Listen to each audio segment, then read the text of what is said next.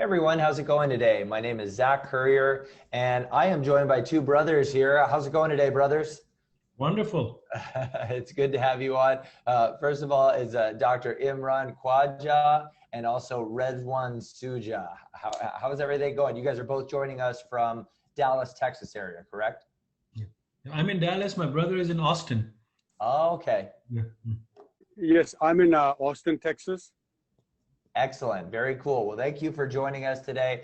Dr. Imran Khwaja, you are the founder and CEO of MD True Care in the Dallas area there. And then Rezwan, you are also helping your brother write, or you have just finished a book as well that is coming out, in a week and a half, right, guys? Yes, sir. Awesome. Well, I'm excited to hear about that. Let's get a little bit of your story first. Let's start with you, Dr. Imran. A little bit of how you came into the mental health expertise, and what piqued your interest about this, and why you decided to start MD True Care. Sure. So I'm a psychiatrist. I'm also a sleep physician. So actually, both of us. My father is a psychologist. He was a practicing psychologist back home, and that kind of really got me interested into learning about psychology. But I wanted to go into medicine as well. So that becoming a psychiatrist was a good mixture of learning more about psychology and be a physician. So that's how I got into psychiatry, and I came here in the U.S. back in 1996, 97, and finished my residency in New York. And since then, I've been in academic medicine all my life until just a couple of years ago. So I've been a clinical professor at UT Southwestern and a clinical professor at the University of Oklahoma recently. But I'm working in academics, loved it, taught a lot, published a lot. My brother, who's a coach as well as an electrical engineer, so we got interested in learning more about what motivates people, how they can improve their lives. As a psychiatrist, I treat a lot of patients who have psychiatric problems, but then helping them with their lives is one of my passion, and my brother and I, we have both kind of worked on this for the last several years, and we have published 2 books. One of them came back a few months ago, but this one, Cycle of Fulfillment, will be out in the next couple of weeks, as you mentioned. So that kind of piqued my interest into psychiatric care, and I really love it when my patients do well. They're getting better, their symptoms are gone, but they can go back into leading a really, really fulfilling life. That is phenomenal. Phenomenal. Yeah. Would you like to add to that there, Rezwan, about the cycle of fulfillment and a little bit of your background as well? Yeah, I have a bachelor's and master's degree in electrical engineering, and I did a little bit of circuit designing, like analog digital circuit designing. But I wanted to grow and progress more in career and finances initially. So I got into small businesses.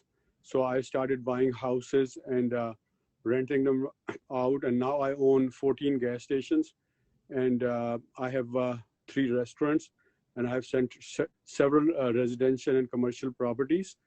And so we started going to Tony Robbins seminar. We started reading books, watching videos, workshops of Jim Rohn, Tony Robbins, Dr. Wayne Dyer. Initially, it was just to grow in business and in the financial aspect. But, some of the coaches or inspirational speakers talked about finances, some talked about focus, business, productivity, some talked about relationship, some talked about fitness. So it kept me thinking, kept me curious, what really success is? Because many people say having a lot of money, if you're not happy, it's not success. So what is success? I mean, after 2, 3, 4 years of learning and a lot of life experiences, really together, we came to a conclusion that success is achieving 5 goals, which is number 1, mental emotional fulfillment. Then number 2, physical health and fitness. Then number 3 is relationship with people and God, which is essentially the same thing. The route to relationship and bonding with God is through people. So number 4 is your career, your business, or your job, or academics, depending on what your field is. And number 5 is money. So we kept number 1 mental emotional fulfillment, because whatever we have done in life, starting from going to school, university, getting jobs, getting married, buying new cars, houses, the real goal behind all those goals was to feel certain good emotions and prevent us from painful emotions. So to us, mental emotional fulfillment is not to feel negative emotions like hate, jealousy, anger, resentment, worry, fear, ego, greed, and be able to cultivate positive emotions like love, compassion, self-confidence, and the need of giving, gratitude, all those. So if you are able to achieve those, then it directly affects your health and fitness, which is the second goal. And then if you have this need of giving and not have this negative emotions, then your relationships and rapport uh, with people is an automatic fix. And also it instills good morals, values, and ethics in you, and that fixes your relationship with God. And if you have all those things, good relationships, good contact, good state of mind, good judgment, your state of mind definitely affects your judgment, selections, and decisions, and your focus, your productivity. So then you can grow in your business many folds. And if you're thriving and growing in your business, then money comes with it. So it's a cycle of fulfillment, because every time you achieve a goal, it's going to come back and give you further mental emotional fulfillment. So the cycle is completed. We call it the cycle of fulfillment. So many people confuse happiness or pleasure with fulfillment. That's right. So I might get drunk or get high on drugs and feel happy, but that is not fulfillment. I might I might bully people and might maybe punch someone and feel happy or good about it and feel pleasure, but that is not fulfillment. So the confusion is that people many times cannot make the difference between fulfillment, happiness, and pleasure. So the definition of fulfillment to us is that anything that is not good for you or others or the greater good in the long term cannot be fulfillment. So that is fulfillment, and that is the real goal in our life, because our mind is conditioned, programmed naturally to try to give us good emotions and prevent us from painful emotions. So somebody who gets drunk every day or do drugs, for him that's fulfillment, because that's all he knows. Right. So that's the shortest way for him to happiness or pleasure, or but that is really not fulfillment. So Sure. Yeah, what Rizwan is talking about is really cool in a sense, because when I'm seeing patients, one of the things is that when we are prescribing medications or doing psychotherapy, part of it is for the patients is to kind of get into a good emotional state, like into a good mental emotional state where they don't feel depressed. So a lot of our patients don't understand why they get depressed. There could be biological reasons or things, or the patterns of behaviors and interactions with other could have led them to that.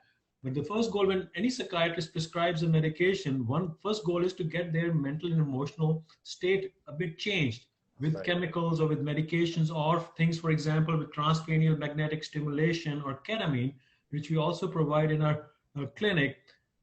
Once the state changes, then we want them to understand what is fulfilling for them, rather than just keeping that state for some time. If they go back into the same pattern and don't understand what is fulfillment versus happiness, they can end up in the same trap where they came from. So it's really important for us as psychiatrists, even though if you're not doing like psychotherapy in detail or long-term psychotherapy, we help coach our patients that you want fulfillment, you want something which is good for you, good for others, and for greater good, rather than just focusing on something narrow.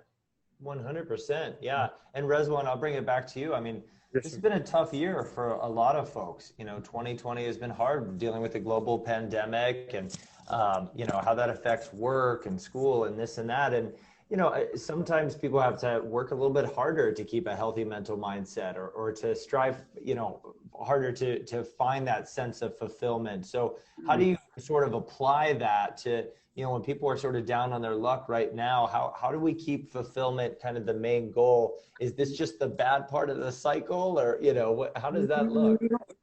See, I will say one thing to it. Nothing in life has any meaning, except for the meaning you give it. The Mm. emotions, any emotions like hate, jealousy, anger, even happiness, joy, you encounter is not the result of the event. It's the result of the meaning you give to the event. Mm. So if you change the meaning, then you can control your emotions. But many times you cannot change the meaning. Then you have to change your procedure and your behavior. So like I said, all those negative energies hurt us, or the positive energy help us achieve all other goals like happiness, fitness, relationship, religion, your business, and finances. So let's take an example of a person who hates her mother-in-law and fights with her all the time. She comes and tells me after all this explanation, okay, I understand what you're saying, that it's hurting me, but how do I fix it, right? That's the $1,000,000 question. I agree with what you're saying, that it's hurting me, and if I change it, then it will help me. But how do I change it? So we have started writing another book, which is called Mental Emotional Fulfillment, a Spiritual Solution. The subtitle is Learn How to Tame Your Negative Emotions. We have talked about 8 techniques, how to tame your negative emotions and how to cultivate positive emotions. If we have time, I can go over them very quickly. Sure. Okay, the number one is conscious awareness and proximity. Conscious awareness means that if that person is aware that the negative, if he has or she has accepted these negative emotions are hurting me, then that's the conscious awareness. That's the first step.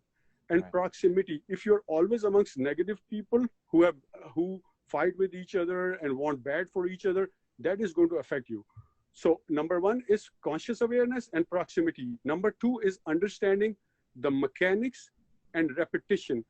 And for example, if there is a priest or pastor tells in the church that it is good to be honest and not to lie, and if I have a used car dealership, I'm going to think that whenever I lie, I make $500 more. So how is it good for me? So basically, understanding the mechanics mean that there is a conscious mind and then there is a subconscious mind, and it is separated by the analytical mind. Here, my analytical mind couldn't process it, that how being honest is good for me. But if you look at a lot of communities who have small business owners, they always say, I'm not going to lie or be dishonest because it's going to ruin my name and nobody's going to do business with me. So he is understanding the mechanics, right? So when you understanding the mechanics, so he's going to be honest for his long-term financial gain. So when he keeps doing it, then it's going to go into his subconscious mind. If his analytical mind can process it, it's going to go into his subconscious mind. Then he doesn't care if he's losing money or not. He's going to be honest. And this. So if you want to stay at one shop, then you will, always be. If you have low morals and ethics, then you will always stay at one shop. If you want to have 100 restaurants, 100 gas stations, then you have to follow these mechanics. Okay, that's number two, understanding the mechanics and repetition. Number three is change the meanings of the things and control your thoughts. For example, when I go to Pakistan or we go to India, it takes 20 hours to fly, right? There, and it's very painful for most of the people to sit in a small seat for 20 hours. But when my plane landed in Lahore, I was hoping that the flight was 20 minutes or 30 minutes longer, because I was watching a movie called Reverend, and still it had 20 minutes to go and they shut it down. So I give it a meaning that nobody's going to call me, text me, email me, bother me. I can pray, meditate, eat or drink, anything I want, watch movies, listen to the music. So the same exact experience is painful for someone and pleasurable for someone. Right. So the number four is tame your ego, which is the most difficult part. Your ego, the opposite of ego is higher self, which takes you closer to God, and ego takes you away from the God. So your ego wants you to be in turmoil and your higher self wants you to be at peace. So the number one in that, in taming your ego would be, which is the fourth technique. The first sub technique would be, do not look for the reasons to be offended. Number one. Number two, practice tolerance versus judgment.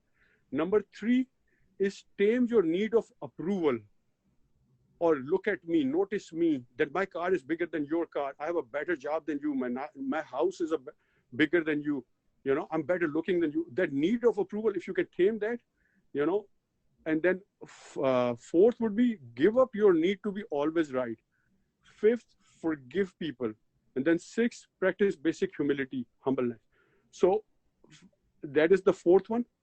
Fifth one would be practice mindfulness and gratitude. Mindfulness means stay in the present. If you stay in the past, there is remorse and regret. If you stay in the future, then there is uncertainty. So there's stress and worry. So stay in the present. And gratitude means be grateful for what we have. We could have been in Iraq or Syria or Ethiopia, you know. So be grateful for the food we have on our table. We didn't have to cook that food. For the internet, we didn't have to create. The roads, we didn't have to build. The time and day and age we were born in. So the sixth would be neuroassociative conditioning, where you can change your pain and pleasure association. For example, if I tell you somebody who wants to lose fat to start eating chicken breast, boil it, and broccoli and eat it, and he wants to eat triple cheeseburger, pizza, ice cream, and Coke, then it becomes difficult because his association to the junk food is pleasure and healthy food is pain. Right. So since being fat is painful for him, he will start eating the healthy food. But how long is he going to take it? 1 week, 2 weeks, he's going to give up. So 97% people who give up, who start a diet, end up breaking it.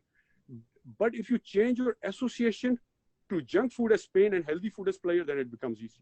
So and there's a lot of techniques. And if you can align your subconscious mind, for example, if somebody wants to quit smoking, he started it because he was, or alcohol, he started it because he was having pleasure, right? But now he's losing his stamina, strength, vitality, so he wants to quit. But he cannot quit. So now here it seems that the pain pleasure principle is not working. The reason is that his conscious mind is associating to drinking or smoking as pain, but in his subconscious mind, it is still associating to the alcohol and smoking as pleasure. And subconscious mind controls your behavior. So by neuroassociative, so neuroassociative conditioning, you can reverse that association. And there is techniques of that which we have talked about in the book. And then the seventh thing is meditation and visualization. Meditation, everybody knows about meditation. Visualization is that whatever your goal is, you visualize it so strongly that, you know, that you start getting those emotions of happiness or success or accomplishment. So what happens that whenever we get a news about something good or bad, then that it creates the network of neurons in our mind, and that secretes a secretion or transmit. So that creates an emotion. So if we continually keep getting those transmissions, then we develop that emotion. So what visualization does, by getting that strong emotions, it creates that neural network that starts making you think that it is real. You can achieve those goals. So it starts looking to you real, and also your standard of achieving things go high. For example, if somebody takes your car and tells you to take a bus from tomorrow, your mind will find a way to get a car because that is your standard. But somebody who has been taking a bus for the last 10 years, his mind is not doing anything to get a car. So that's what visualization does. It changes the neural network, you know, in your brain. So, and the last thing is raise your consciousness. So all these things, just like cycle of fulfillment, come back and affect raising your consciousness. Raise your consciousness means raise your awareness or moral values. And there's 3 levels of that. Let's say if you start going to the gym and start eating healthy and start looking good, and I start feeling jealous about it, then it means that I'm at ego consciousness, where I'm in competition with everybody, where I want to win. And then the second level is group consciousness, where I am in competition with some people, and I feel connected to some people. And then the third level is spiritual consciousness, where I feel connected to everybody, every human being and God. And I want to help them, and I can help them with my knowledge, my money, my skills, my time. So the example is Mother Teresa, Bill Gates, and there are some other examples. Edie, Abdul Sattar Edie, there's a guy in Pakistan who built the biggest network of fleet of ambulances and network of orphanages, but never did anything for him because he felt connected to people. Bill Gates gave all his money to people in India, Africa, because he felt connected to people. So when you get there to that spiritual level, spiritual consciousness level, then your reticular activating system turns on, which means, for example, if you buy a car which you thought nobody drives, when you start driving it, you start seeing it everywhere. Have you noticed it? That Yeah. yeah. Yeah. So I just bought a new car. Yes, I and what brand absolutely is it? noticed it. What brand is that? It's What kind a of Chevy, just a bigger SUV, and you see it so, everywhere. and now you start seeing it everywhere. So I give an example that in 2006, a friend of mine called me from New York, Queens, and asked me to give him an advice about what kind of business he should start. So I had just recently started a check cashing business. So I told him he has to make anti-money laundering policy procedures, apply with the U.S. Treasury, and then open up a bank account, buy stuff. So after that, he told me nobody does it. 2 days later, he calls me that he sees that 1% sign everywhere in Queens. Wherever he goes, the sign is there. So the signs were already there. He couldn't see it. So the chances, the opportunities to be happy, to be fulfilled, to enjoy the love connection with people and God, and be fit and strong and prosper in your business and have abundance of money, it is there. But some people can see it, some people cannot see it, or some cannot see it completely. So it is there when you reduce your negative emotions. So our passion is, goal is to create this awareness that if you can achieve your mental emotional fulfillment, which is our real goal, the other goals will start falling in its right place. If you look at the people who have a lot of negative energy, they get into a vicious cycle. They will break their ankle, or their dog will die, they'll get a ticket, their best friend will steal their money. So that's a vicious cycle. You cannot get out of it. So if you want good for others, good things will start happening to you. The law of attraction. We have talked about law of attraction in that book too. So that is the summary of the next book, which is how to tame your negative emotions. Absolutely. Yeah. I mean, a law of attraction certainly is one thing, but you've just talked about so many different practices that you can put in place that, again, helps you to see those things and helps, maybe may help that attraction. Dr. Khawaja, I'm sure there's a lot that you would like to add. I know we don't have all the time in the world for sure, but what are your thoughts on this? So one of the thing is like the mental and emotional fulfillment, like staying in a good emotional state, that drives everything. So for example, like people get upset. So I coach and tell my patients like, well, if they get upset with small things, or somebody upset me and then now it ruined their whole day. So just think of it like your mental emotional state is under one's own control. And one can train yourself just like you train a muscle. You do more and more activity, the muscle grows. Similarly, you can train yourself that anytime you get upset and you're not in a good emotional state, you bring yourself back to that home emotional state where you feel in a state of gratitude, where you want to help people, where you're in a loving state. So if something bad happens, something irritates you, you go get away from your emotional home, but then you train yourself to bring it back as soon as you could, within 90 seconds or a couple of minutes. So majority of your time is spent in an emotional state where you're feeling at ease, where you're in a loving state, plus you're feeling in a state of gratitude. Because if you remain in that state, other things, problems become easy. So if your emotional state is strong, nothing bugs you, big problems look small. But if you are irritated in a bad emotional state, small problems look big. So that's one of the key things, the mental and emotional state, that's our main focus, where people can be in that state. We train them, but then all the other goals are interrelated. But that's the main goal, is to be in a good, positive mental, emotional state and fulfilled state. I love that. Yeah, guys, I want to give you both kind of a chance to give sort of your last thoughts here. Obviously, we've covered so much ground and so many topics. And if you want the whole story, you got to buy the book for sure. So I'm so excited, that you guys could come on here and speak to cycle of fulfillment. The whole idea of our book, The Cycle of Fulfillment, is that we want to be in a state of fulfillment. We don't want to go after short-term happiness, just the pleasure, just a quick pleasure or quick fix, because that never lasts that long. And the real happiness a person could get is to help other people. So if you are in a good emotional state, you're achieving the other five goals. So like goal number one is being in a mental and emotional fulfilled state. So make it as a goal. Right. So you practice getting into that state. And then physical fitness, relationships with yourself, with others, God, career, as well as financial success. All of those, even they help you be in that emotional state.